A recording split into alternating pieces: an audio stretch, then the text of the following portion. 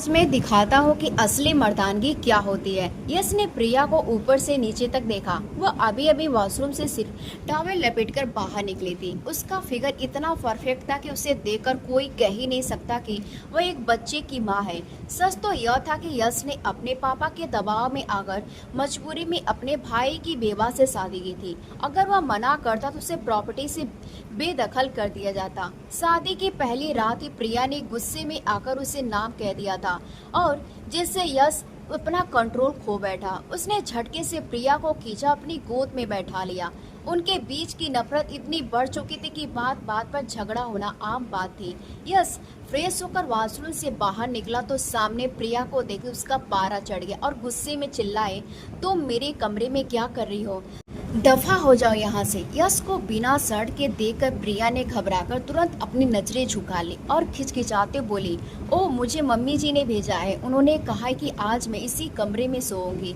यह सुनकर यश ने तंज कसते हुए कहा, मम्मी जी ने भेजा और तुम मुंह उठाकर चली आई। क्या तुम्हें अंदाजा भी है कि तुम मुझे कितनी जहर लगती हो? जब भी मैं तुम्हें देखता हूँ तो मुझे खुद से नफरत होने लगती है। वो बड़े बड़े कदम उठाता उसके बिल्कुल करीब आकर खड़ा हो गया। प्रिया डर के मारे 2 कदम पीछे हटी, लेकिन पीछे दीवार होने की वजह से उसे सटकर खड़ी हो गई। पर इन सब में मेरा क्या कसूर है? उसने कांपती हुई आवाज में पूछा। उसके कांपते होठों को देखकर एक पल के लिए यश का दिल पिघल गया, लेकिन अगले ही पल उसने खुद को फिर से पत्थर जैसे सख्त बना लिया। तुम्हारा सबसे बड़ा कसूर यह है कि तुम इस शादी के लिए मान गई। तुम अच्छी तरह से जानती थी तुम मुझे में कोई इंटरेस्ट नहीं है और मैं अपने ही भाई की इस्तेमाल की हुई चीज़ों को कैसे अपना सकता हूँ, वो भी ऐसा भाई जो यश ने अपनी बातचीत में ही काट दी और प्रिया को जोर से एक तरफ धक्का दे दिया। प्रिया अपना बैलेंस संभाल नहीं पाई और घुटनों के बल जमीन पर गिर गई। कुछ ही देर में कमरे में उसकी सिसकियों की आवाज़ गूंजने लगी, लेकिन यश को कोई परवाह नहीं थी। अलमारी से अपने कपड़े निकालने लगा। उसने एक शर्ट निकाली और सीधे प्रिया के चेहरे पर फेंक दी। जाओ इसे जल्दी से प्रेस करो और जरा जल्दी करना, मुझे बाहर अपनी गर्लफ्रेंड के साथ घूमने जाना है। यश के इस कड़वे लहजे में प्रिया का दिल छलने कर गया था। उसका बस नहीं चल रहा था, वो फूट फूट कर रोने लगी। पहले बड़ा भाई था जो उसे दिमागी और जिस्मानी तौर पर टॉर्चर करता था और यह छोटा भाई उठी और भारी कदमों से कमरे से बाहर निकल गए। शर्ट प्रेस कर रही थी, तभी उसके कानों में बाहर गिरती बारिश की शोर सुनाई दी। आवाज सुनते उसका दिल घबराने लगा क्योंकि उसे बारिश से बहुत डर लगता था। वो तुरंत शर्ट उठाकर यश के कमरे की तरफ भागी। यश ने जब उसके चेहरे पर इतना डर देखा तो उसका युवा और बढ़ गया। वो यही तो चाहता था कि यह लड़की हमेशा उसे डर कर रहे। उसी पल अचानक जोर से बिजली कड़की। प्रिया खुद पर कंट्रोल नहीं कर पाई और डर के मारे सीधे यश के सीने से जा लिपटी। डर के मारे उसने यश के कंधों को इतनी जोर से पकड़ा था कि उसका पूरा वजूद कांप रहा था और उसने कांपते होठ यश के सीने से छुपा लिए थे। एक पल के यश ने अंदर ही जज्बात का तूफान उठ खड़ा हुआ, लेकिन अगले ही पल उसने खुद को याद दिलाया कि उसके गले लगी औरत उसके लिए सिर्फ एक नापसंद इंसान है।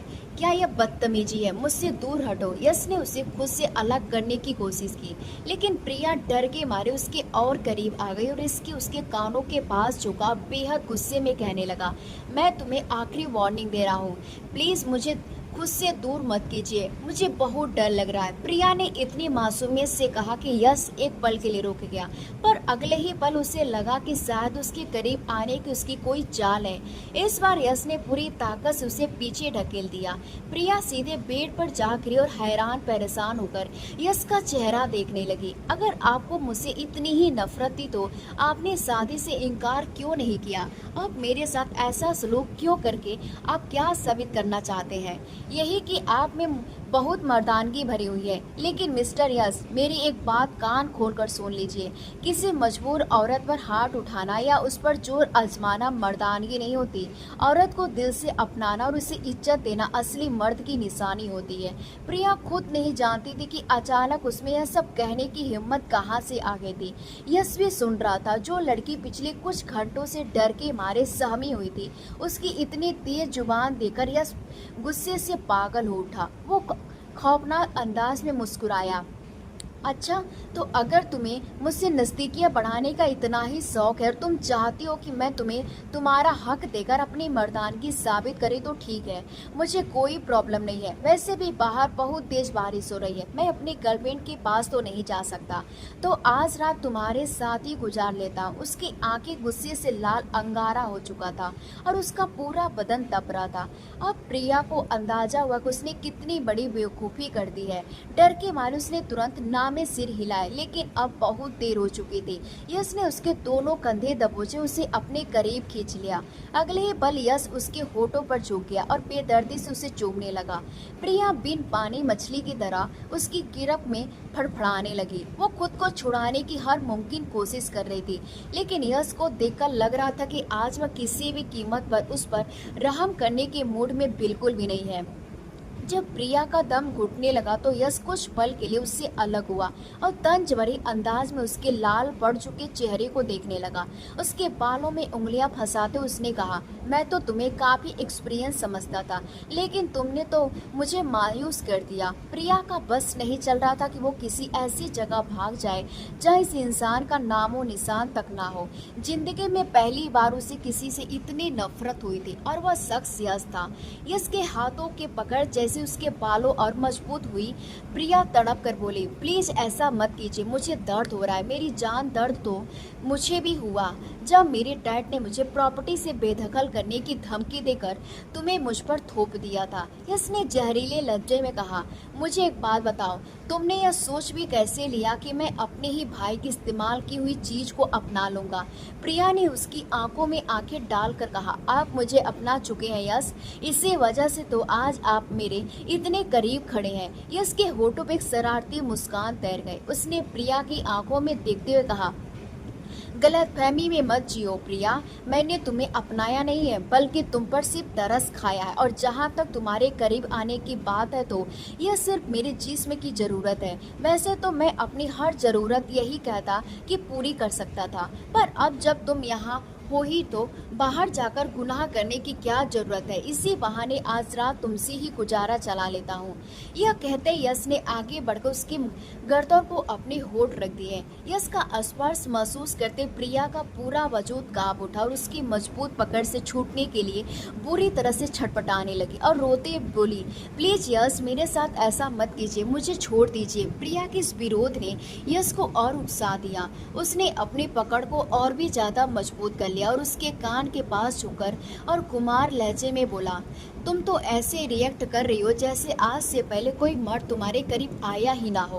प्लीज यह मासूम बनने का ड्रामा मेरे सामने बंद कर दो, मैं तुम्हारी सच्चाई बहुत अच्छी तरह से जानता हूँ। यह कहते उसने अपने होठ प्रिया के गर्दन पर टिका दिए। यश की इस नजदीकी से प्रिया बेहाल हो रही थी। वो बेचैनी से बोले, प्लीज मुझे छोड़ दीजिए वरना मैं सचमुच पागल हो जाऊंगी। प्रिया की आंखों में घबराहट देखकर यश को उसकी हरकतों पर शक होने लगा। उसे तंज कसते हुए कहा, मानना पड़ेगा तुम ड्रामे करने में बहुत माहिर हो और एक बेहतरीन एक्टर भी, लेकिन फिक्र मत करो, थोड़ी ही देर में मुझे खुद पता चल जाएगा कि तुम कितनी पानी में हो। यह कहकर यश ने प्रिया को झटके से उठाकर अपनी गोद में बैठाया और बेदर्दी से उसकी शर्ट के बटन खोलने लगा। यश की इस हरकत से प्रिया के तो जैसे जान ही निकल गई। उसने घबराकर तुरंत यश के हाथों को थाम लिया और रोते हुए नामे सिर हिलाने लगी। नहीं यश, प्लीज ऐसा मत कीजिए। मैं प्रिया अपनी पूरी बात कर पाती उससे पहले ही यश ने उसके होठों पर उंगली रखकर उसे खामोश कर दिया। उसने झटके से प्रिया के हाथों को दूर हटा और दोबारा उसके शर्ट के बटन खोलने लगा। जैसे शर्ट के बटन खुले, यश की नजर प्रिया के सीने के पास बने खूबसूरत तिल पर जा टिक गई। वो तिल दिखने में इतना अट्रैक्टिव था कि यश धीरे धीरे अपना होश खोने लगा। उसे एक पल के लिए पूरी तरह से भूल गया कि उसकी गोद में इस वक्त वह औरत बैठी जिससे वह दुनिया में सबसे ज्यादा नफरत करता था। फिलहाल यश के दिमाग में सिर्फ और सिर्फ प्रिया के हुस्न का जादू चल रहा था। जैसे उसने उसको छूना चाहा, प्रिया एक बार फिर तड़पकर पीछे हटने लगी। अगर आप मेरे साथ कोई रिश्ता रखना ही नहीं चाहते हो तो फिर मुझसे इस तरह नजदीकियां बढ़ाने की क्या जरूरत है? मैंने तुमसे कहा ना कि खामोश हो जाओ। यश ने उसे बीच में ही टोकते हुए कहा, इन करीबियों में लहमे में बोलकर मेरा मूड खराब मत करो, क्योंकि अगर मुझे गुस्सा आ गया तो तुम मेरी दीवानगी और शिद्दतों को बर्दाश्त नहीं कर पाओगे। और वैसे भी जब तक तुम मेरे बच्चे की माँ नहीं बन जाती तब तक दादी मेरा पीछा नहीं छोड़ेंगी। मुझे बस उन्हें इस खानदान का वारिस देना है और उसके बाद मैं हमेशा हमेशा के लिए यहाँ से चला जाऊंगा। फिर तुम जानो और तुम्हारा काम जाने। अगर उस वक्त कोई प्रिया से पूछता कि इस दुनिया में उसे सबसे ज्यादा दर्द किस इंसान ने दिया तो बिना झिझक यश का नाम लेती। इसने इन चंद मिनटों में ही उसकी रूह को बुरी तरह से छन्नी कर दिया था। वो सोचने लगी, क्या वो सच में इतनी बदकिस्मत है और नफरत के काबिल थी कि उसके हाथ अपने ही घर में गैरों जैसा सुलूक किया जा रहा था। यह सोचते सोचते बिल्कुल खामोश हो गया। दर्द के मारे उसने अपने जिस्मों को एकदम ढीला छोड़ दिया। शायद उसकी किस्मत में यही देखा था कि ता उम्र अपने पतियों की नफरत और जाति सहती रहे। यश ने जब प्रिया के जिस्म को ढीला पड़ते महसूस किया तो उसने उसे और जोर से अपने सीने से लगा लिया। अब प्रिया की तेज धड़कनें सीधे यश के सीने को छू रही थी।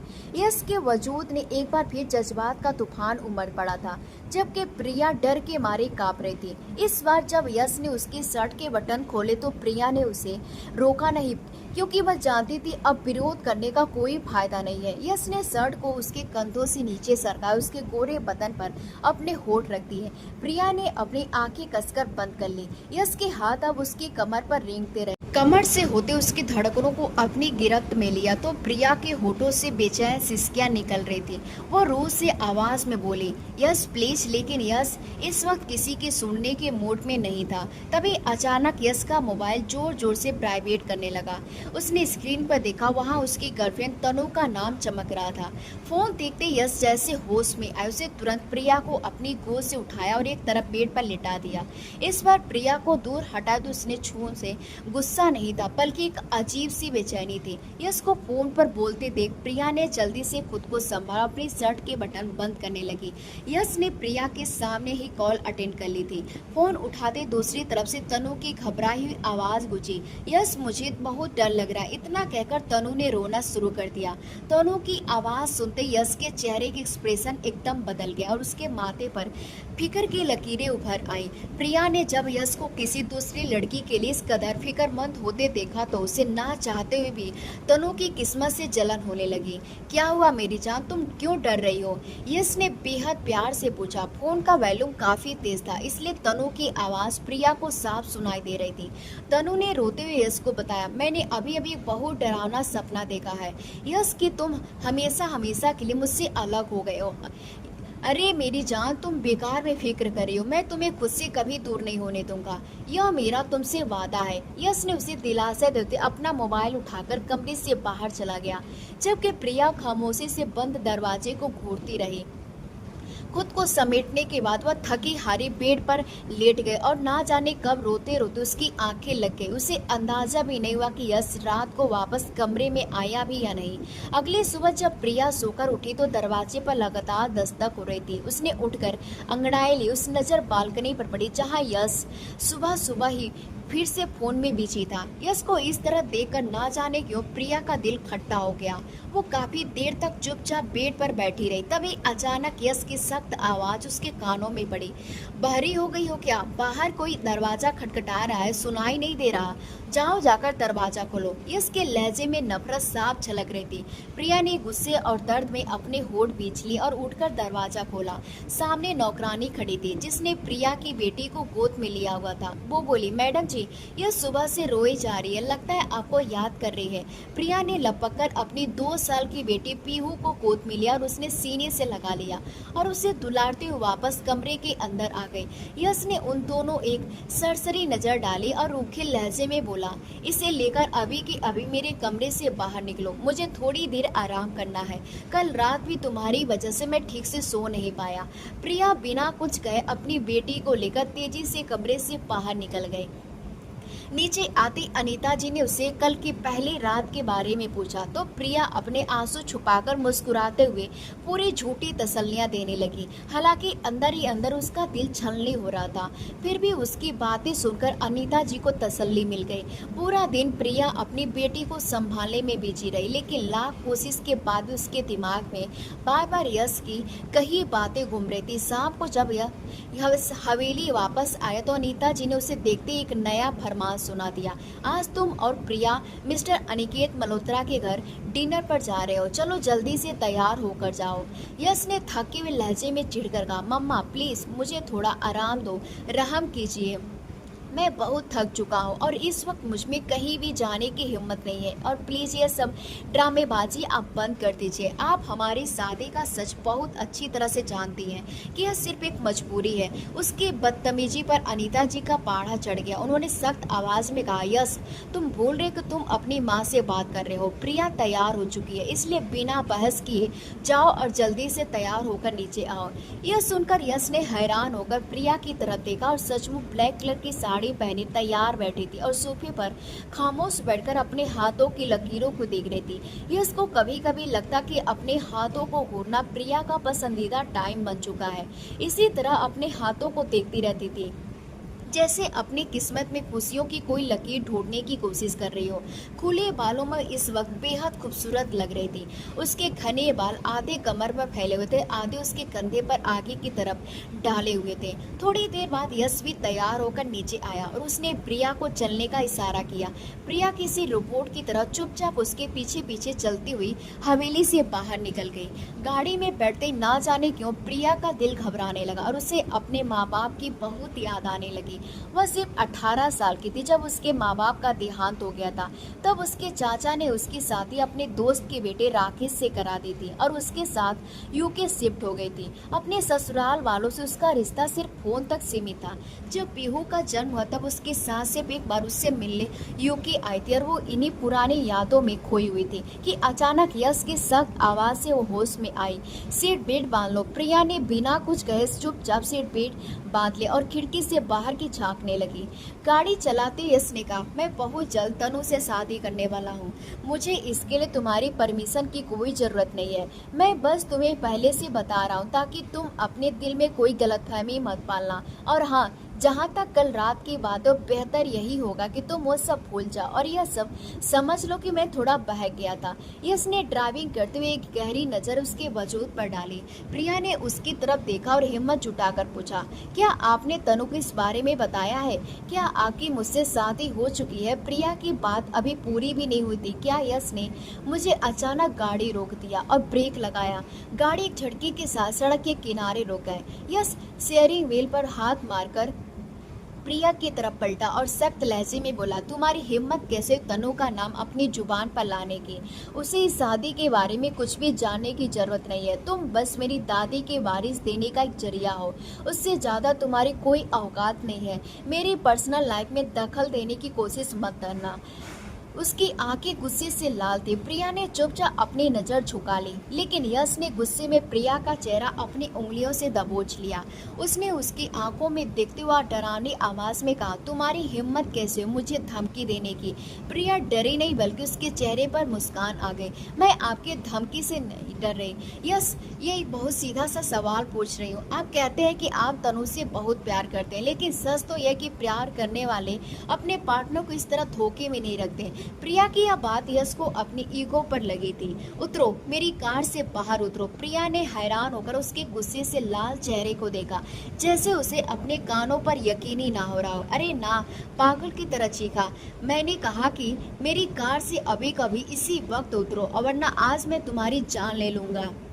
प्रिया चुपचाप कार का दरवाजा खोलकर नीचे उतर गई। यश ने एक सेकंड भी बर्बाद नहीं किया और यह प्रिया के सामने कार को पूरी स्पीड में भगाकर वहां से निकल गया। प्रिया बेबसी से सड़क के किनारे खड़ी होकर चारों तरफ देखने लगी। हर तरफ घना अंधेरा था और दूर दूर तक फैली वह सुनसान सड़क देख कर उसका दिल बैठने लगा। उसने रोते हुए आसमान की तरफ देखा और अपने आप से ही बोली, मिस्टर यश, मैं आपसे नफरत करती हूँ। आप मुझे क्या छोड़ेंगे? मैं खुद आपसे अपना पीछा छुड़ा लूंगी। बस मेरी किस्मत मुझे एक बार यहाँ से निकलने का मौका दे। इस बार मैं इस चांस अपने हाथ से नहीं जाने दूंगी। वह रोती अपनी ही धुन में उस अंधेरी सड़क पर पैदल चलने लगी। दूसरी तरफ यश की कार जैसे आगे बढ़ रही थी, उसका गुस्सा धीरे धीरे शांत हो रहा था। गुस्सा कम होते उसने अपनी गलती का एहसास हुआ। उसे लगा कि रात के अंधेरे में प्रिया को इस तरह अकेला सड़क पर छोड़ना बहुत डेंजरस हो सकता है। वो जो भी थी, जैसी भी थी, इस वक्त उसकी वाइफ थी और उसकी सेफ्टी यश की जिम्मेदारी जिम्मेदारी थी। सिट यश ने गुस्से में स्टीयरिंग व्हील पर जोर से हाथ मारा और कार को वापस उसी रास्ते पर मोड़ लिया। भगवान करे वो बेवकूफ लड़की वही सड़क के किनारे मिल जाए। लेकिन जब वो वापस उस जगह पर पहुंचा तो वहां पूरी सड़क खाली थी।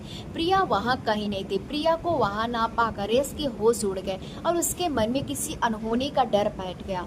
उसका दिल तेजी से धड़कने लगा। ठीक उसी पल उसकी जेब में फोन से जोर से बज उठा। स्क्रीन पर उसके डैड का नंबर आ रहा था। यश ने घबराते तुरंत कॉल उठाया। Hello dad. यस, तुम और प्रिया अभी तक मिस्टर मल्होत्रा के घर क्यों नहीं पहुंचे? वे लोग कब से तुम दोनों का वेट कर रहे हैं। मैंने तुम्हें कितनी बार समझाया कि जब कोई जिम्मेदारी दी जाए तो उसे ढंग से पूरा किया करो। यस ने घबराहट में अपने होठ भींचे और झूठ बोलते हुए कहा, डैड असल में रास्ते में हमारी कार खराब हो गई थी, बस इसलिए लेट हो गया। डैड ने पूछा, कार खराब हो गई? पर प्रिया तो ठीक है ना? देखो यस, ये उसका बहुत ख्याल रखना, वो बहुत मासूम और सेंसिटिव है। डैड की जुबान पर इस बार भी सिर्फ प्रिया का ही नाम था। यह सुनकर पहली बार प्रिया से जलन महसूस होने लगी। आखिर इस लड़की में ऐसा क्या है जो उसके डैड खुद अपने बेटे से ज़्यादा उस पर भरोसा करते थे और उसे और हिदायत देते थे। यस ने अपनी घबराहट छुपाते हुए कहा, आप फिक्र मत कीजिए डैड, मैं उसका बहुत अच्छे से ख्याल रख रहा हूँ। यह कहकर उसने जल्दी से फ़ोन काट दिया और अपनी नजरें फिर से चारों तरफ दौड़ाने लगा। वह अपनी कार से उतरा और जोर से चिल्लाया, प्रिया प्रिया। उसने कई बार उसका नाम पुकारा लेकिन वो पूरी तरह सड़क कहीं नहीं दिखाई दी। यश का दिमाग घूमने लगा। उसने आसपास की हर जगह छान मारा, यहाँ तक कि पास के इलाके के लोगों से पूछताछ की, पर प्रिया का कोई भी अता पता नहीं था। वो पागलों की तरह उसे ढूंढ रहा था। इसलिए नहीं कि उसे प्रिया की कोई फिक्र थी, बल्कि इसलिए क्योंकि अगर प्रिया नहीं मिलती तो पूरी प्रॉपर्टी उसके हाथ से निकल जाती। थक हार कर रात के करीब ठीक 2 बजे जब वह मायासोपर हवेली पास पहुंचा तो सामने का नजारा देखकर हैरान रह गया। प्रिया लाउंज में बैठी पीहू को अपने सीने से लगाए चुप करा रही थी। यश को पहले तो अपनी आंखों पर यकीन नहीं आया, फिर उसने एक पल के लिए चैन की सांस ली। वो तेजी से प्रिया की तरफ बढ़ा ताकि उसे सवाल जवाब कर सके, वो यहाँ से कैसे पहुंची। लेकिन इससे पहले कि वो प्रिया तक पहुँच पाता, उसके डैड ने बीच में आकर उसका हाथ पकड़ लिया। मैंने तुमसे कहा था ना यश, इस लड़की का ख्याल रखना, और तुम इसे रात के अंधेरे में बीच रास्ते पर अकेला सड़क पर छोड़कर चले आए। तुम इतने घटिया कैसे हो सकते हो? यह कहते उसके डैड ने एक जोरदार थप्पड़ यश के चेहरे पर मार दिया। हवेली में अचानक उस ड्रामे के लिए प्रिया बिल्कुल तैयार नहीं थी। वो डर के मारे सहम गई और अपनी चीख दबाने के लिए उसने तुरंत अपने दोनों हाथ मुंह पर रख दिए। फिर भी उसके होठों से दबी हुई चीख निकल गई। दूसरी तरफ यश गुस्से और शर्मिंदगी से आग बबूला हो रहा था। अनीता जी ने जल्दी से आगे बढ़कर अपने पति के कंधे पकड़े उन्हें शांत करने की कोशिश की, लेकिन इस वक्त किसी के कंट्रोल में नहीं आ रहे थे। उन्होंने यश की तरफ उंगली उठाकर चिल्लाते हुए कहा, पहले तुम्हारे बड़े भाई ने इस लड़की की जिंदगी के साथ खिलवाड़ किया, इसकी मासूमियत का तमाशा बनाया, और अब तुम इसे बेकसूर बच्ची को टॉर्चर कर रहे हो। सच तो यह है कि तुम दोनों भाई कभी इस लड़की के काबिल थे ही नहीं। और दीपक की बातें सुनकर प्रिया की आंखों से एक बार फिर आंसू बहने लगे। यश ने नफरत भरी नजरों से प्रिया की तरफ देखा और फिर अपने डैड की आंखों में देखते हुए कहा, मैंने आप लोगों को पहले ही समझाया था कि मुझे इस लड़की में कोई दिलचस्पी नहीं है।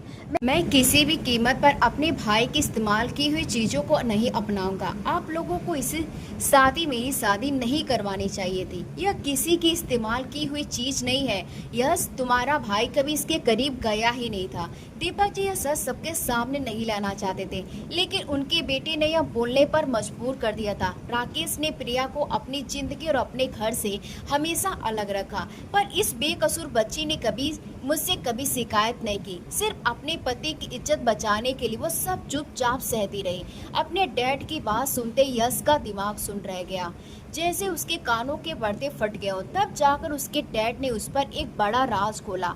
उसके बड़े भाई राकेश ने यूके में पहले से एक शादी कर रखी थी। वो प्रिया को यहाँ से तो विदा करके ले गया, लेकिन वहाँ ले जाकर उसने प्रिया के एक अलग घर में छोड़ दिया था। और यह बच्ची जो इस वक्त प्रिया की गोद में है, फिर राकेश की उसी दूसरी पत्नी की बेटी है। यह सुनते यश के पैरों तले जमीन खिसक गई। वह हैरान रह गई। उसने प्रिया की तरफ देखा जो इस वक्त उसकी आंखों में आंखें डालकर शिकायत भरे अंदाज में उसे देख रही थी। उसे एक पल के लिए यश का दिल थोड़ा पिघल गया। वो मन ही मन खुद को समझाने लगा कि प्रिया के साथ जो कुछ भी उसमें उसका कोई कसूर नहीं था, फिर भी उसे सजा मिल रही थी। अपने डैड से माफी मांगने के बाद यश चुपचाप अपने कमरे में लौट गया। उस रात प्रिया कमरे में नहीं आई बल्कि उसने पूरी रात लाउंज में ही बैठकर गुजार दी।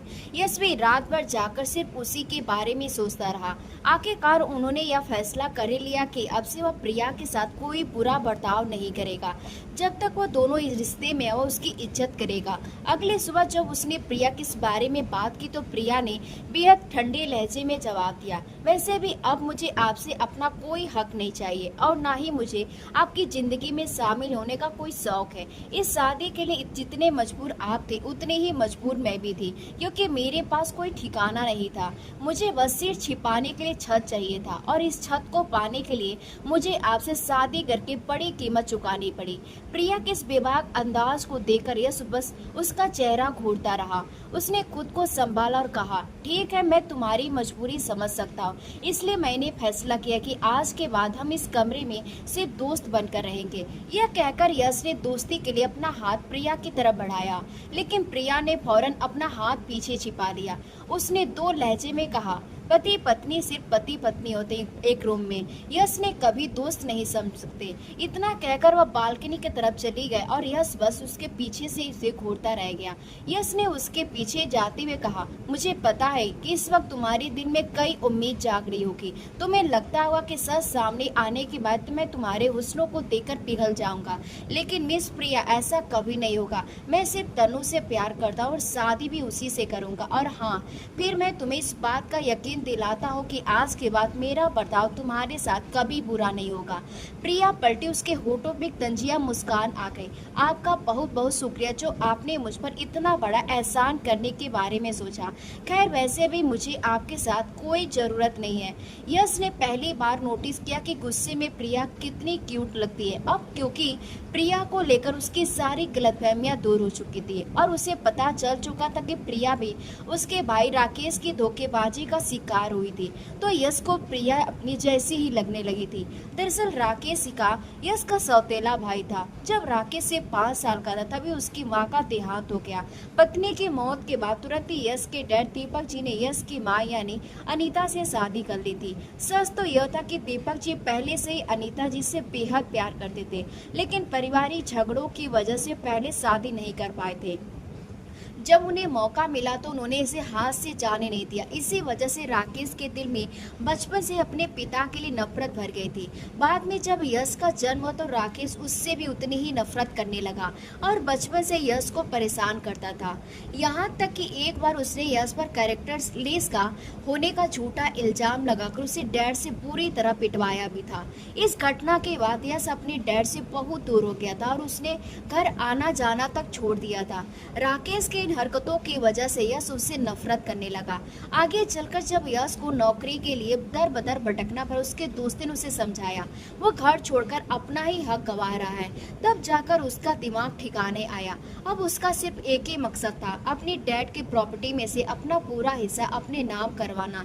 लेकिन यश कुछ कर पाता उससे पहले राकेश का एक्सीडेंट हो गया और उस वक्त वो दोनों ऑफिस से घर जा रहे थे।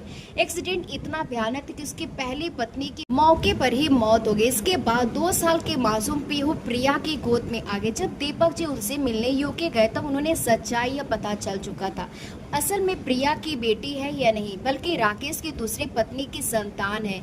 इसके बावजूद प्रिया ने उस बच्ची को अपनी सगी बेटी की तरह सीने से लगा रखा था। काफी रात हो गई थी। हवेली में भले ही सन्नाटा छा गया था, लेकिन यश के कमरे का माहौल अब भी तनाव से भरा हुआ था। प्रिया जो अब तक लाउंज में प्रिया को सिलाते हुए खुद को दिमागी तौर पर तैयार कर रही थी, आखिरकार दबे कदमे कमरे से अंदर आया गया। यश बेड से टेक लगाए लैपटॉप पर कुछ काम कर रहा था, लेकिन प्रिया के कदमों की आहट सुनते उसने अपना ध्यान लैपटॉप से हटाकर उसकी तरफ कर लिया। प्रिया ने यश की तरफ देखा तक नहीं और सीधे अलमारी से अपना तकिया और एक चादर निकाली, फिर खिड़की के पास पड़े सोफे की तरफ बढ़ने लगी। यह क्या कर रही हो तुम? यश के भारी आवाज कमरे में गूंजी। उसने लैपटॉप को एक तरफ रखा और प्रिया को सवालिया नजरों से देखा। प्रिया ने चादर को सोफे पर फैलाते हुए बेहद बेरुखी लहजे में कहा, सोने जा रही हूँ। यह सुनकर यश के होठों पे एक हल्की सी मुस्कान आ गई। उसने नरमी से कहा, देखो प्रिया, अब हालत बदल चुकी है। मुझे पता चल चुका है कि तुम किस दौर से गुजरी हो, इसलिए अब तुम्हें मुझसे डरने या घबराने की जरूरत नहीं है। तुम आराम से बेड पर सो सकती हो। वैसे भी अब हम दुश्मन नहीं बल्कि दोस्त हैं, और एक दोस्त के नाते मैं तुमसे यह कह रहा हूँ। दो शब्द सुनते प्रिया के हाथ जहाँ थे वही रुक गए। उसे ऐसे लगा जैसे किसी ने उसके जख्मों पर नमक छिड़क दिया हो। उसका दिमाग गुस्से से घूम गया। वह झटके से पलटी। दोस्त? उसने यश की बात को दोहराया। किस तरह की दोस्ती मिस्टर यश?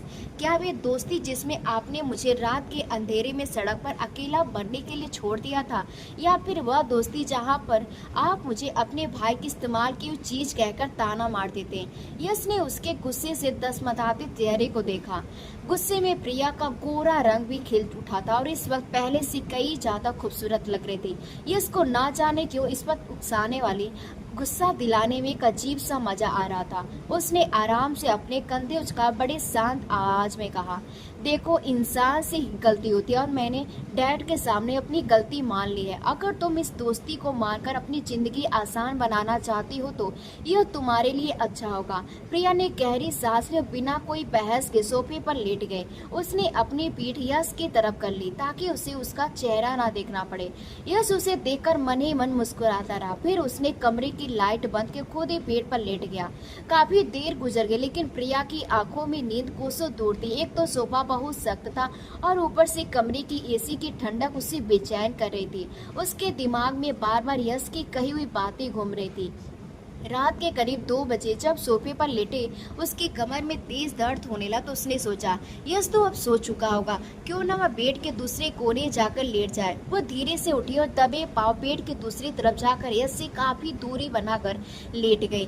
दिन भर की थकान इतनी ज्यादा थी कि बेड पर लेटे गहरी नींद में सो गए। और यह सच है कि नींद की हालत में इंसान का अपने आप पर कोई काबू नहीं रहता। रात के करीब 4 बज रहे थे जब यश की आंखें खुली। उसे अपने सीने पे भारी भड़कन सा महसूस हुआ। जैसे उसने नीचे देखा, उसके पूरे बदन में एक सिहरन सी दौड़ गई। प्रिया जो सीने के लिए बेड के किनारे दूसरे सोने पर लेटी थी, ना जाने कब गहरी नींद में धीरे धीरे खिसकती उसके बिल्कुल करीब आ चुकी थी। इस वक्त उसका सर यश के चौड़े सीने पर था और उसका एक हाथ यश के बाजू को कसकर पकड़े हुए था। कमरे में एसी की ठंडक काफी बढ़ गई थी, जिसकी वजह से वह अनजाने में ठंड से बचने के लिए यश से और ज्यादा चिपकती जा रही थी। यश उसे इस तरह अपने करीब देखकर हैरान रह गया। खिड़की से छनकर आ रही चांद की मध्यम रोशनी प्रिया के मासूम चेहरे को और भी ज्यादा निखार रही थी। उसके लंबे पलके उसके गालों पर झुके हुए थे और वह इस वक्त किसी मासूम बच्ची जैसी लग रही थी। उसे देखते यश के दिमाग में सारे पल घूमने लगे जो प्रिया ने उसके भाई राकेश के साथ गुजारे थे। उसे पहली बार इस लड़की पर बीती हर तकलीफ और दर्द का गहराई से एहसास होने लगा। उसने सोचा कि वह खुद कितना गलत था, उसे इस बेकसूर लड़की को कितना दुख पहुंचाया है। तभी जज्बात का एक तूफान उसके अंदर उमड़ पड़ा। उसने बिना सोचे समझे अपना हाथ उठाया, प्रिया के रेशमी बालों में फंसा दिया। प्रिया के नाजुक गालों को छूते यश का खुद पर काबू होने लगा। वो उसकी खूबसूरती में इस कदर खो गया कि अपनी कही हुई सारी बातें और शर्तें भूल गया। वो धीरे धीरे उसके चेहरे की तरफ झुका, जिसकी उसकी गर्म सांसें प्रिया के चेहरे से टकराने लगी और उसके अगले ही पल उसके होठ प्रिया के होठों से जा मिले। इस अचानक हुए स्पर्श से प्रिया हड़बड़ाकर होश में आ गई। अपने इतने करीब यश को देखकर उसका दिल तेजी से धड़कने लगा।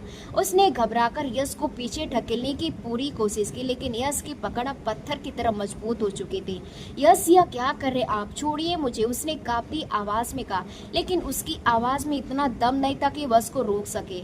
वो अब किसी भी बात को सुनने या समझने के मूड में नहीं थी। उसके अंदर की दीवानगी और चाहत एक साथ जाग चुकी थी। उसने प्रिया के विरोध को पूरी तरह से नजरअंदाज करते हुए अपना रुख उसके गर्दन की तरफ कर लिया। यश के होठ अब प्रिया की धड़कनों पर टिके थे, जहां डर के मारे उसका दिल पूरी तरह से धड़क रहा था। प्रिया का पूरा वजूद कांप रहा था, उसकी गिरफ्त में छूटने के लिए छटपटा रही थी। लेकिन यश ने उसके दोनों हाथों को एक ही हाथ से पकड़कर बेड पर जकड़ चुका था। यश के छुअन प्रिया को अपनी गर्दन पर किसी दहकते हुए कोयले जैसी महसूस हो रही थी, जो उसकी रूह तक झलसा चुकी थी। उसकी गर्म सांसें प्रिया के कान के पास किसी म्यूजिक की तरफ पूछ रही थी, जो उसे पूरी तरह से बेबस कर रही थी, और अपनी गर्दन को बार बार दाएं बाएं झटक कर उसकी छुअन से बचने की नाकाम कोशिश कर रही थी। लेकिन यश ने अपनी अंगूठी से उसकी ठोड़ी को इतनी सख्ती से पकड़ लिया कि उसने प्रिया का हिलना डुलना भी बंद कर दिया था। अपनी गर्दन पर यश की बढ़ती शिद्दतों को देखकर प्रिया की आंखों से लगातार आंसू बहने लगे और वो हिचकियां लेते हुए रो रो कर उससे मिन्नतें करने लगी। यश, आपने खुद ही तो कहा था कि हम सिर्फ दोस्त बनकर रहेंगे, प्लीज भगवान के लिए मुझे छोड़ दीजिए, क्योंकि मुझे बहुत दर्द हो रहा है। लेकिन यश इस बार पूरी तरह से अपनी होश खो चुका था, क्योंकि प्रिया के बदन की खुशबू और उसकी इस नज़दीकी ने उसे इस कदर दीवाना कर दिया कि वह यह पूरी तरह भूल चुका था कि वह वही लड़की है जिससे वह बेहया नफरत करने का दावा करता था। उसने प्रिया पर अपनी पकड़ को और भी ज़्यादा मजबूत कर लिया और उसकी गर्दन पर अपनी चाहत के गहरे निशान छोड़ने लगा, जैसे वह हमेशा हमेशा के लिए उस पर अपनी मोहब्बत की मोहर लगा रहा हो। कमरे के सन्नाटे में प्रिया की सिसकियां साफ गूंज रही थी, लेकिन उसके बावजूद यश की दीवानगी में कोई कमी नहीं आई। उसे महसूस हो रहा था कि प्रिया के कांपता हुआ बदन और उसकी यह बेबसी उसके अंदर के मर्द को एक अजीब सा सुकून और मालिकाना हक का एहसास दिला रही थी, जिसे वह चाहकर भी पीछे हटना नहीं चाहता था। यश ने प्रिया के कान के पास झुककर बेहद भारी और मदहोश आवाज में कहा, चुप हो जाओ प्रिया, तुम्हारा यह डर मुझे और भी ज्यादा दीवाना बना रहा है। यह सुनकर प्रिया ने बेबसी से अपनी आंखें बंद कर ली, क्योंकि उसे लग रहा था कि उसकी किस्मत में लिखे हुए खुद दक शायद अब कभी खत्म नहीं होंगे। इसी बीच यश ने प्रिया के हाथों को और भी जोर से दबोचकर उसे पेट के सिरहाने से लगा चुका था, जिससे प्रिया की तेज चलती सांसें अब लगातार हिचकियों में बदलने लगी थी। प्रिया ने अपनी बची कुची पूरी हिम्मत जुटाई उससे कहा, यश प्लीज, आपने खुद ही तो कहा था कि मैं आपके लिए किसी जहर की तरह हूँ, कि फिर आप यह सब क्यों कर रहे हैं। यह सुनते यश की आंखें, जो इस समय पूरी तरह से जज्बात और मदहोशी से भरी हुई थी, वे प्रिया के चेहरे पर आकर टिक गए। उसने प्रिया के बिल्कुल करीब आते हुए कहा, जहर कभी कभी नशा भी बन जाता है प्रिया, और इस समय मुझे इस नशे की लत लग रही है। यह कहते उसका दूसरा हाथ धीरे से प्रिया के शर्ट के पहले बटन पर आकर रुक गई, जिससे प्रिया का दिल मचल गया। डर के मारे उसने अपना निचला ठोड़ तो गली में दबाते हुए, यह नहीं, आपका हक नहीं है, क्योंकि आप किसी और से प्यार करते हैं, फिर भी आप मेरे साथ ऐसा कैसे कर सकते हैं। प्रिया के इस विरोध ने यश के अंदर एक अजीब सी जिद पैदा कर दी, क्योंकि उसे अचानक याद है कैसे प्रिया ने उसे एक असली मर्द की पहचान बताई थी, और अब शायद वो प्रिया को यही जताना चाहता था कि उसका प्रिया पर पूरा कंट्रोल। और यश कहा, जैसे कि उसके शर्ट के दूसरे बटन की तरफ बढ़ा, प्रिया ने अपनी पूरी ताकत लगाकर अपने आप को एक जोर का झटका दिया, जिससे यश का बैलेंस एक पल के लिए बिगड़ गया। दूर रहिए मुझसे, मैं कोई खिलौना नहीं हूँ जिसे आप जब चाहे इस्तेमाल करें और जब चाहे सड़क पर फेंक दें। प्रिया की आवाज में अब डर के साथ साथ यश के लिए गहरी नफरत भी साफ दिख रही थी। यह सुनकर यश के माथे पर लकीरें गहरी हो गई और उसने गुस्से में कहा, तुम्हें क्या लगता है प्रिया, तुम मुझे चैलेंज करके बच जाओगी? तुम मेरी पत्नी हो और तुम्हारा यह इनकार मेरी दीवानगी को और ज्यादा बढ़ा रहा है। ये कहते उसने प्रिया को दोबारा अपने करीब कर लिया, और इस बार उसकी पकड़ इतनी टाइट थी कि प्रिया के बाजुओं पर उसकी उंगलियों के नीले निशान पड़ने लगे। लेकिन प्रिया की आंखों में लगातार बहते आंसू देकर वो थोड़ा सा नरम पड़ गया। उसने धीरे से कहा, बेहतर यही होगा कि तुम इस सच को की तौर पर स्वीकार कर लो और खुद को ढीला छोड़ दो। प्रिया ने कांपती आवाज में कहा, मुझे आपसे बहुत डर लग रहा है यश, क्योंकि सुबह उठकर आप तो सब कुछ भूल जाएंगे, लेकिन मैं चाहकर भी कुछ नहीं भूल पाऊंगी। मेरे लिए सब सहना बहुत मुश्किल है, क्योंकि मेरी लाइफ में पहले से बहुत सारे प्रॉब्लम है। प्लीज इसमें और प्रॉब्लम मत बढ़ाइए। यश ने तुरंत प्रिया के होठों पर अपनी उंगली रख दी और उसे चुप कराते हुए आखिरकार उसके सारे विरोध को कुचल दिया, उसकी शर्ट के बटन खोल दिए, जिसके बाद प्रिया ने बेबसी से अपनी आंखें कस करके बंद कर ली, जैसे सच्चाई को देखना ही नहीं चाहती हो। यश की नजरें जैसे प्रिया के कांपते वजूद उसके सीने पर तेजी से धड़कते हुए छोटे से तिल पर पड़ी तो इसके दिमाग से तनु का नामो निशान तक मिट गया, क्योंकि उसे अब कुछ भी याद नहीं रहा और उसके लिए पूरी दुनिया इस समय सिर्फ प्रिया के इसी एक वजूद पर सिमट कर रह गई थी, जो उसके नीचे तड़प रही थी। वो धीरे से नीचे झुका, उसके अपने होठ प्रिया के धड़कनों पर रख दिए, जिससे प्रिया के मुंह में एक दबी हुई चीख निकल पड़ी और वो बुरी तरह से सिसकने लगा। लेकिन यश उसकी तेज धड़कनों को अपने होठों के नीचे महसूस करके और भी ज्यादा जुनूनी होता जा रहा था। उसने अपनी हथेली से प्रिया के बेकाबू धड़कनों को जैसे उसकी धड़कनों का अपना हक जमाना चाहता हो, और इस समय प्रिया का पूरा वजूद पसीने से भीग चुका था, जबकि उसकी सिसकियां धीरे धीरे कम होकर एक अजीब सी बेचैनी में बदलने लगी। यश ने प्रिया को अपनी बाहों में पूरी ताकत से बीच रखा था और इस पर यश की गहराई से एहसास हुआ कि प्रिया की मासूमियत और उसकी खूबसूरती का कोई मुकाबला नहीं था, क्योंकि जिस औरत को इस्तेमाल की हुई समझकर ठुकरा रहा था, वह ऐसी खुरी किताब थी जिसका पहला पन्ना भी अब तक किसी ने नहीं छुआ था। इस बात के एहसास ने यश की दीवानगी को और भी ज्यादा बढ़ा दिया। अब वो प्रिया के पूरे वजूद को हमेशा हमेशा के लिए अपने नाम कर लेना चाहता था। यश ने प्रिया के कान के पास झुककर धीरे से कहा, तुम सिर्फ मेरी हो प्रिया, सिर्फ मेरी। प्रिया के पूरे बदन में एक सिहरन सी दौड़ गया और वो जो अब तक अपनी पूरी ताकत से अपना विरोध उस पर जमा रहा, वो बिल्कुल शांत हो चुकी थी।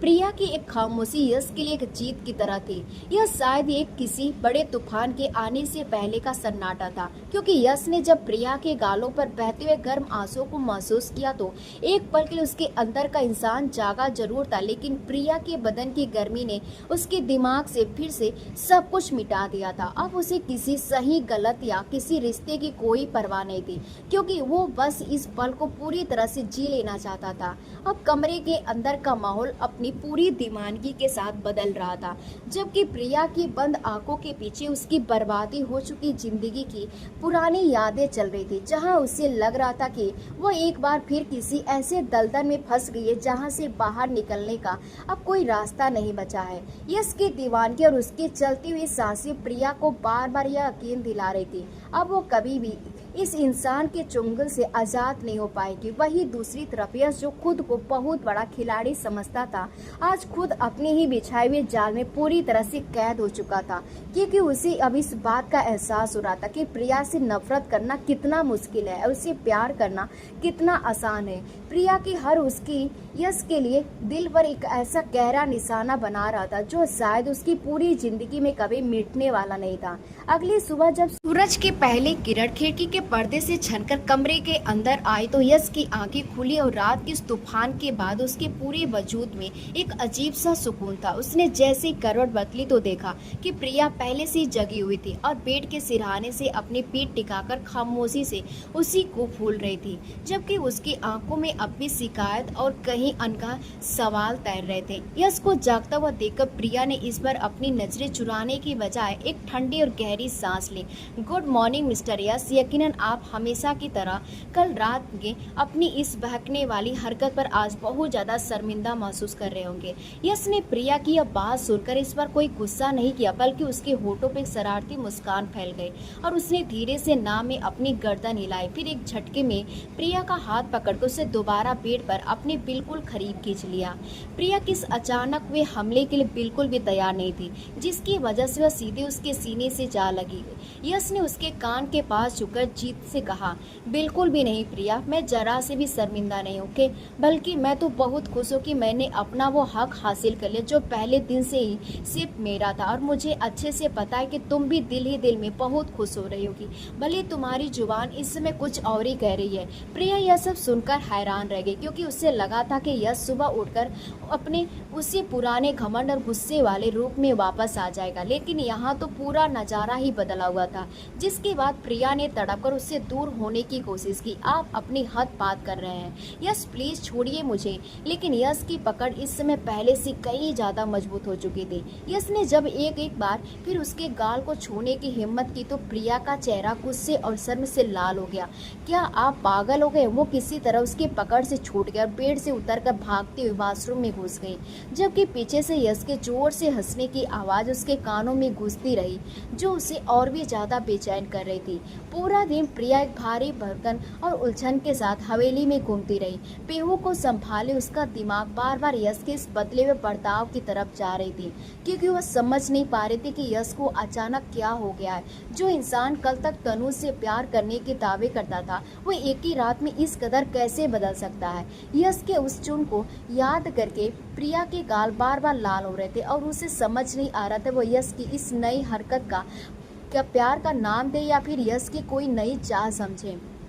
धीरे धीरे शाम होने आई थी, मगर प्रिया की दिल की धड़कनें सिर्फ इसी ख्याल से तेज हो रही थी कि यश अब हवेली वापस आने वाला होगा, और इस बात से डर रही थी कि आज रात भी कल रात जैसा कोई नया तूफान अपने साथ लेकर ना आ जाए। रात का अंधेरा जैसे जैसे गहरा हो गया। प्रिया खिड़की के पास खड़ी होकर बाहर देख रही थी और वह अनजाने में बार बार दीवार पर लगी खीवाड़ घड़ी की तरफ नजरें दौड़ा रही थी, जिसके बाद उसे खुद पर ही गुस्सा आ रहा था कि आखिर क्यों इस इंसान का इंतजार करिए जिसने उसे हमेशा सिर्फ और सिर्फ जख्म ही दिए। तभी अचानक कमरे के बाहर कदमों की आहट सुनाई दी और यश कमरे के अंदर दाखिल हुआ। उसके चेहरे पर दिन भर की थकान साफ दिखाई दे रही थी, मगर जैसे उसकी नज़र प्रिया पर पड़ी तो उसकी आंखों में एक अजीब सी चमक आ गई। उसने मुस्कुराते हुए कहा, मुझे अच्छे से पता था कि मेरी बीवी मेरा इंतजार कर रही होगी, क्योंकि वह मेरे बिना सो ही नहीं सकती ना प्रिया। यश ने एक शरारती मुस्कान के साथ अपना घूर बेड पर रखा और प्रिया के करीब आते हुए बोला, I am really sorry wife, आज मैं थोड़ा लेट हो गया। यश का यह बदला हुआ रोमांटिक और बेबाक अंदाज प्रिया के तन बदन में आग लगा गया, क्योंकि वह पहले जज्बातों के भंवर में फंसी हुई थी। क्या आपने मुझे पागल समझ रखा है यश? जब आपका दिल करता है आप मुझे जलील करते हैं, जब दिल करता है इस्तेमाल की चीज़ कहकर ठुकरा देते हैं, और जब आपका दिल चाह रहा है तो उसे प्यार का एक झूठा नाटक करके मेरे सामने आकर खड़े हो गए। प्लीज़ मुझे बेवकूफ़ बनाना बंद कीजिए। यह सुनकर यश ने हैरानी से उसकी तरफ देखा और कहा, मैंने तुम्हें कब बेवकूफ़ बनाया प्रिया? प्रिया ने यश के सीने पर अपने दोनों हाथ मारे और कहा, यह जो आप कर रहे हैं ना, यही धोखा है। मगर यश ने तुरंत उसके हाथों को अपनी मजबूत पकड़ में ले लिया। आप इस तरह बर्ताव कर रहे हैं जैसे हम वर्षों से दूसरे के प्यार में डूबे हों और हमारे बीच बेइंतहा मोहब्बत हो, लेकिन सच तो यह है कि आपके दिल में मेरे लिए सिर्फ नफरत है और शायद अब सिर्फ हवस है। मैं जानती हूँ कि आप यह नया ड्रामा क्यों कर रहे हैं, लेकिन भगवान के लिए मुझ पर रहम कीजिए। अपनी बात खत्म करते करते प्रिया फूट फूट कर रोने लगी। उसे देखकर यश का दिल तड़प उठा। उसने उसके विरोध को पूरी तरह से अनदेखा करते हुए उसे जबरदस्ती पेड़ पर अपने पास बैठाया। उसने प्रिया के कांपते हुए हाथों को अपने हाथों में थाम कर कहा, प्रिया देखो मेरी बात सुनो, मैं मानता हूँ कि मैंने तुम्हारे साथ जो भी बर्ताव किया बहुत ही घटिया था और मैंने तुम्हें ऐसे जख्म दिए जिनका कोई इलाज नहीं, इसलिए तुम्हारा पूरा हक बनता है कि तुम मुझ पर गुस्सा करो, मुझसे नफरत करो। इतना कहकर उसने गहरी सांस ली, जैसे वह अपने दिल का कोई बहुत बड़ा बोझ हल्का कर रहा हो। तुम तनु के बारे में पूछ रही थी ना, तो सुनो, मैं जिस तनु को अपना सच्चा प्यार समझता था, जिसके लिए मैंने तुम्हें दिन रात अंधेरे में उस रात को सड़क पर अकेला छोड़ दिया था, उसी तनु ने मेरे पीठ पीछे मेरे सबसे अच्छे दोस्त के साथ मिलकर मुझे धोखा दिया है।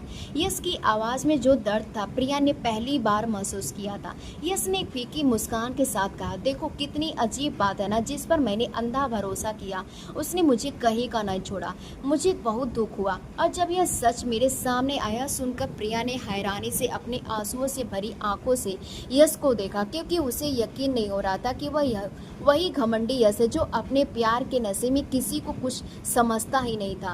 प्रिया, जिस दिन मेरा दिल टूटा ठीक उसी दिन मेरे सामने यह सच आया कि तुम भी मेरी तरह दुखों की मारी हो, क्योंकि तुमने जहाँ मेरे भाई की नफरत झेली है वहीं मैंने अपने सबसे करीबी लोगों की बेवफाई देखी है। इसलिए सच तो यह है कि प्रिया, अब हम दोनों के पास खोने के लिए कुछ नहीं बचा है, मगर पाने के लिए हम एक दूसरे का साथ पा सकते हैं। और मैंने उसी रात तुम्हारी आंखों में आंसू देकर यह तय कर लिया था कि मैं आगे कभी तुम्हारी आंखों में आंसू नहीं आने दूंगा। यह कहते हुए यश ने प्रिया के चेहरे को बड़े प्यार से अपने दोनों हाथों में थाम लिया। मैं यह बिल्कुल नहीं कहता कि तुम आज से मुझसे प्यार करने लगो, मैं बस यह चाहता कि मुझे सिर्फ एक मौका दो ताकि हम एक दूसरे के जख्मों की दवा बन सके, क्योंकि मैं अब तुम्हारा पति बनकर नहीं बल्कि तुम्हारा सब कुछ बनकर रहना चाहता हूँ। प्रिया ने खिंचकी लेते हुए कांपती आवाज में कहा, यस मैं बहुत डरती हूँ, क्योंकि एक बार टूटने के बाद दोबारा किसी पर भरोसा करना बहुत मुश्किल होता है। यस ने तुरंत प्रिया के माथे को चूमते हुए कहा, मैं जानता हूँ प्रिया, यह बहुत मुश्किल होता है, लेकिन मैं तुमसे वादा करता हूँ कि तुम्हारा यह भरोसा अब कभी नहीं टूटेगा और मैं तुम्हें वह सारी खुशियाँ दूंगा जो आज तक तुम्हें नहीं मिली। बस सिर्फ एक बार मुझ पर भरोसा करके देखो। यस की इन बातों से कमरे में फैला हुआ तनाव अब धीरे धीरे कम होने लगा। प्रिया ने पहली बार खुद को आगे बढ़ के इसके सीने पर अपना सिर रख दिया, जिसके बाद यश ने भी उसे अपनी भाव में कसकर समेट लिया, जैसे उसे दुनिया की हर मुसीबत से बचा लेना चाहता हो। यश ने अगले ही कुछ दिनों तक प्रिया को पूरी समय दिया और आखिरकार प्रिया ने भी यश पर यकीन करने का फैसला कर लिया, क्योंकि उसके पास इसके अलावा कोई दूसरा रास्ता भी नहीं था। यस, मेरी एक छोटी सी रिक्वेस्ट भी है। यह सुनकर यस ने उसका हाथ थाम लिया और कहा, कहो प्रिया, तुम जो भी कहोगी मैं वही करूँगा। यस, पीहू बिल्कुल बेकसूर है, यह मासूम बच्ची की क्या गलती है? इसका बाप राकेश था। प्लीज इसे इसकी पापों की सजा मत दीजिए, मैं इसे बाप का प्यार दीजिए और जिसके हकदार हैं, प्लीज इसे पूरी तरह अपना लीजिए। सुनते यश का दिल पिघल गया और उसे अपनी सारी जातियां याद आई जो उसने सिर्फ राकेश से नफरत की वजह से इस मासूम बच्चे और प्रिया के साथ की थी। इसलिए उसने बिना कुछ कहे तुरंत पीहू को अपनी गोद में उठा और अपने सीने से लगा लिया। उस पल यश के चेहरे पर जो सुकून था, उसने प्रिया के दिल की सारी करवाहट को हमेशा के लिए धो दिया। उसके डैड भी घर का यह बदला हुआ माहौल देखकर बहुत खुश थे। अभी कुछ ही महीने बीते थे कि प्रिया की तबीयत अचानक खराब होने लगी। एक सुबह जब डॉक्टर ने हवेली आकर चेकअप किया और मुस्कुराते हुए यश को बधाई दी कि आप बाप बनने वाले हैं, तो यश की खुशी का कोई ठिकाना नहीं रहा। प्रेगनेंसी कुछ 9 महीने में यश ने प्रिया का बहुत ख्याल रखा, उस छोटी क्रेविंग का ध्यान रखा, उसके बदलते मूड को संभाला और रात भर जाकर उसके पैरों की मालिश करना यश का रोज का शेड्यूल बन चुका था।